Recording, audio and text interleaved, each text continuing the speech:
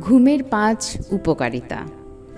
রাতের গভীর ঘুম আপনার সারাদিনের ক্লান্তি দূর করে আপনার সমস্ত দিনকে আরামপ্রদ রাখবে।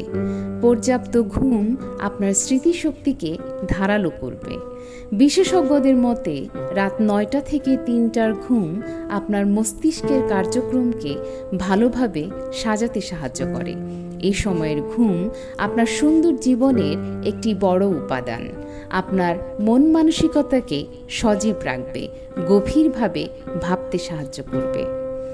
পর্যাপ্ত ঘুম বিভিন্ন ধরনের রোগ প্রতিরোধে খুব ভালো ভূমিকা রাখে।